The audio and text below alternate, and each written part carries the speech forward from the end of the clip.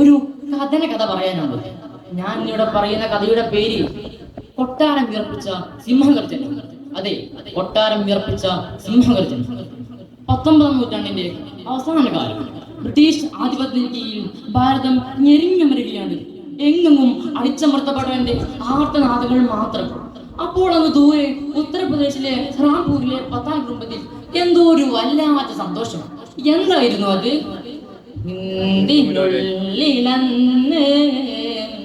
വാർത്ത വന്ന് ബീവി ഉമ്മ ചേലിനാഥനന്ന്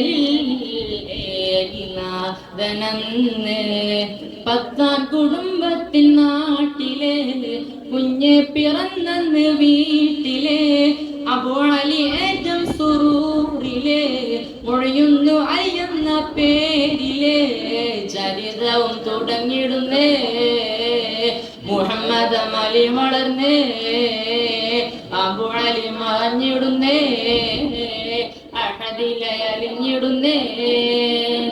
അതെ, അത് മറ്റൊന്നുമല്ല, അങ്ങ് ദൂരെ ഉത്തർപ്രദേശിലെ റാംപൂരിലെ പത്താൻ കുടുംബത്തിൽ അലിയഖാനും ഭീമാക്കും ഒരു ആൺകുഞ്ഞു കൂടി പിറന്നിരിക്കുന്നു. അവർ സ്നേഹത്തോടെ ആൺകുഞ്ഞിന് മുഹമ്മദ് എന്ന് പേരിട്ടു. എന്നാൽ മുഹമ്മദിന് 5 വയസ്സ് പ്രായമാകും മുമ്പേ തന്റെ പിതാവ് ഈ ലോകത്തോട് വിട പറഞ്ഞു. ഒരു പിതാവില്ലാത്ത മക്കളെ ആ ഭീമ സർവ്വ സംരക്ഷണവും നൽകി വളർത്തി. നൽകാവുന്നതിൽ ഏറ്റവും നല്ല വിദ്യാഭ്യാസം നൽകി. അങ്ങനെ തന്റെ ഉപരിപഠനാർത്ഥം ഓക്സ്ഫോർഡിലേക്ക് പോകാനിയ മുഹമ്മദ് അലിയെ ചേർത്ത് പിടിച്ചുകൊണ്ട് ആ ഭീമ ഇങ്ങനെ പറഞ്ഞു: ഏറ്റവും പ്രിയപ്പെട്ടോനെ, ഹബീബാമോനെ, നീയും മറന്നിടല്ലേ, ദീനിൽ ആകന്നിടല്ലേ. ഓക്സ്ഫോർഡിലെത്തിയ മൗലാന തന്റെ ഉമ്മയുടെ വാക്കുകളെല്ലാം നെഞ്ചിലേറ്റി തികഞ്ഞ മതചിട്ടയോടെ തന്നെ ജീവിച്ചു. ഓക്സ്ഫോർഡിന്റെ ഇടനാഴികളിലൂടെ സഞ്ചരിച്ച് ഒരു പുതിയ ഇതിഹാസം സൃഷ്ടിച്ചു. അവിടുത്തെ സ്റ്റുഡന്റ് എഡിറ്ററായി. ആ സമയത്താണ് ഇന്ത്യയിൽ നിന്നും അല്ലമ ഇഖ്ബാലിന്റെ കത്ത് അദ്ദേഹത്തെ തേടിയെത്തുന്നത്. എന്തായിരുന്നു ആ കത്തിൽ? എത്രയും ബഹുമാനപ്പെട്ട എൻ പ്രിയ ജൗഹർ വായിക്കുവാൻ സ്വന്തം ഇഖ്ബാൽ എഴുതുന്നതെന്തെന്നാലേറെ പിരിശത്താൽ ചൊല്ലിടുന്നു വസ്സലാം. ഇന്ത്യയിൽ കാര്യങ്ങളാകെ ഹലാക്കാണ്, നിന്നിരാമെല്ലക്കാർ കാട്ടുന്ന കൂത്താണ്. ധീരരയങ്ങിവിടെ എത്തേണ്ട ചേലാണ്, ധീരതയോടെ നയിക്കുവാൻ ആരാണ്? രക്തം തിളച്ചിടുന്നേ, ജൗഹർ വന്ന് വേഗം തിരിച്ചിടുന്നേ. ഇഖ്ബാലിന്റെ വാക്കുകൾ ഇന്ത്യയിലെത്തിയ മൗലാന ഇന്ത്യയുടെ സ്വാതന്ത്ര്യ സമര പോരാട്ടങ്ങളിൽ സജീവ സാന്നിധ്യം അറിയിച്ചു. മഹാനായ ഗാന്ധിയുടെയും അബ്ദുൽ കലാം ആസാദിന്റെയും തോളോട് തോൾ ചേർന്ന് ബ്രിട്ടീഷുകാർക്കെതിരെ ആഞ്ഞടിച്ചു. പത്രങ്ങളിലൂടെ ബ്രിട്ടീഷ് വിരുദ്ധത ഇന്ത്യയിലാകമാനം വ്യാപിച്ചു. ഇതിൽ കലിപ്പൂണ്ട ബ്രിട്ടീഷ് സർക്കാർ അദ്ദേഹത്തെ തുറങ്കരക്കുകയാണ്. പൊട്ടിത്തെറിച്ചുടൻ ബ്രിട്ടീഷുകാരന് ഏറ്റവും ക്രൂരമിലായി അവരോട് വന്നിടലായി. അവ കയ്യമം വെച്ച ജൗഹറിനെയും ആക്കി ജയിലിലായി. തന്റെ ജയിൽവാസ സമയത്തായിരുന്നു തന്റെ 2 പെൺമക്കൾക്കും അസുഖം ബാധിക്കുന്നത്. അതിൽ ഒരു പെണ്ണാകട്ടെ മരിക്കുകയും ചെയ്തു. പക്ഷേ അവളെ കാണാൻ ആ മുഹമ്മദ് അലിക്ക് ബ്രിട്ടീഷ് സർക്കാർ അനുവാദം നൽകിയില്ല. ജയിൽ മോചനാകണമെങ്കിൽ തങ്ങൾക്ക് മാപ്പ് എഴുതി തന്നാൽ മാത്രമേ അങ്ങനെ ജയിൽ മോചനാക്കുകയുള്ളൂ എന്ന് അവിടുന്ന് ബ്രിട്ടീഷ് സർക്കാർ പറയുകയുണ്ടായി. ഇല്ല, ഞാൻ മാപ്പ് എഴുതി തരികയില്ല. എന്റെ രാജ്യത്തിന്റെ ആത്മാഭിമാനം പണയം വെക്കാൻ ഈ ജൗഹറിന് തയ്യാറല്ല, അദ്ദേഹം പറഞ്ഞു. അങ്ങനെ കഠിനമായ 2 വർഷത്തെ ജയിൽവാസത്തിന് ശേഷം ജയിൽ മോചനായി. അപ്പോൾ അങ്ങ് ദൂരെ ഇംഗ്ലണ്ടിൽ 1-ാം വട്ടമേശ സമ്മേളനം നടന്നുകൊണ്ടിരിക്കുന്ന സമയമാണ്.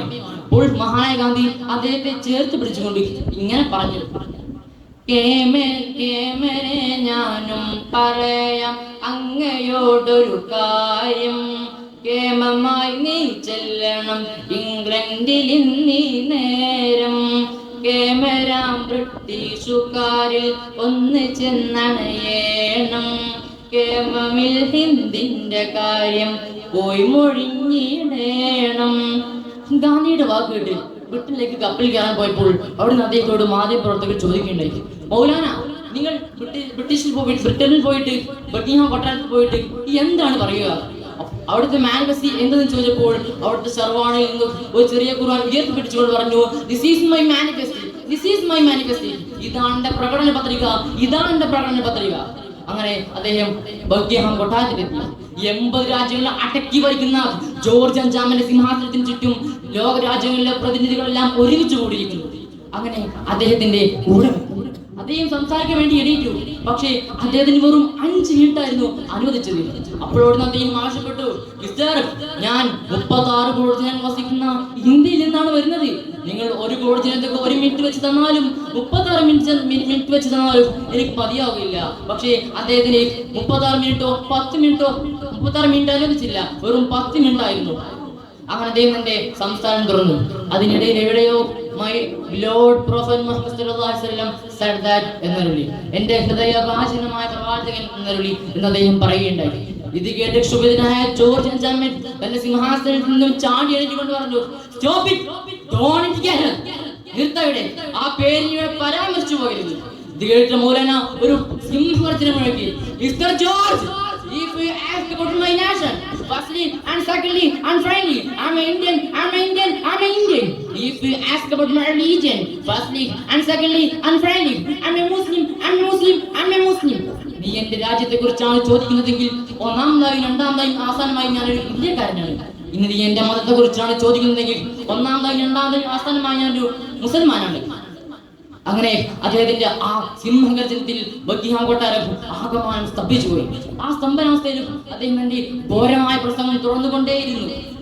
എടാ ജോർജ്, ഒന്നെങ്കിൽ നീ എന്റെ രാജ്യത്തിന് സ്വാതന്ത്ര്യം നൽകുക, അല്ലെങ്കിൽ സ്വാതന്ത്ര്യമുള്ള ഒരു മണ്ണിൽ 6 അടി മണ്ണ് എനിക്ക് നൽകുക.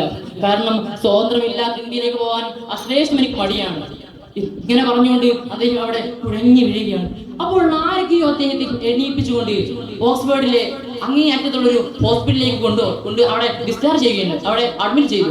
അപ്പോൾ അദ്ദേഹം തന്റെ സുഹൃത്തുക്കളോട് പറയുകയുണ്ടായി, സുഹൃത്തുക്കളെ, എന്നെ മഹാനായ ഗാന്ധി ഇങ്ങോട്ട് അയച്ചത് നമ്മുടെ രാജ്യമായ ഇന്ത്യ ഭാരതത്തിന് സ്വാതന്ത്ര്യം നേടിക്കൊടുക്കാനാണ്. പക്ഷേ എനിക്കതിന് സാധിച്ചില്ല. അതുകൊണ്ട് തന്നെ സ്വാതന്ത്ര്യമില്ലാത്ത ആ മണ്ണിലേക്ക് പോകാൻ എനിക്ക് ഇനി താല്പര്യമില്ല. നിങ്ങൾ ഇനി എങ്ങനെയെങ്കിലും എന്നെ ഈ മസ്ജിദ് അഖ്സയിൽ മറമാട്ടണമെന്ന് പറഞ്ഞുകൊണ്ട് ആ മഹാൻ ഈ ലോകത്തോട് വിട പറയുകയാണ്.